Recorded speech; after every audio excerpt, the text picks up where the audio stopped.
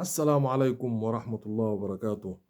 ازيكم عاملين ايه؟ الحمد لله رب العالمين. يا رب يا رب اللايك والشير والناس تدعمنا بإذن الله في قناتنا قناة الكابتشينو بإذن واحد أحد إن شاء الله. نادي الزمالك، ألف مبروك لجماهيره، لمجلس إدارته، للعيبة، للأداء في الشوط الثاني. الشوط الأولاني ده نحطه على جنب كده ونردمه، والشوط الثاني اللي كان فيه كل الزبد يعني التكتيك والأداء الجيد ملناش دعوة بقى فرقة ضعيفة فرقة قوية. انت الفرقة جت تلعب عندك، المفروض انت كنت تسافر تروح لهم، بس هم جم يلعبوا عندك المباراة، وانت أديت بشكل كويس ان شاء الله في الشوط الثاني. بس يا رب الزمالك يفوق بقى ان شاء الله باذن الله.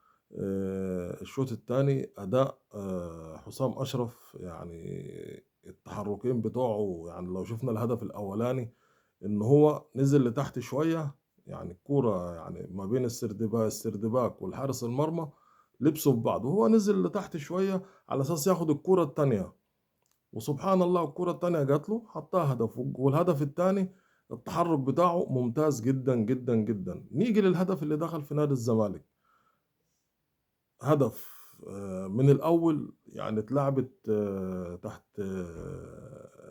الباك ليفت بتاع الزمالك، اتلعبت من وراه، تمام، وأصلا كان واقف غلط، واترفعت اوفر السردباكين بقى حسام عبد المنعم. انت ليه رايح كده رامي نفسك على القائم الاولاني على القريبه؟ انت رامي نفسك جدا جدا يا حسام عبد المنعم، تمام. والونش، تمام. استسهلت ان انت هتقطع الكوره بالراحه، استسهلت الامور فدخل في نادي الزمالك الهدف الاولاني.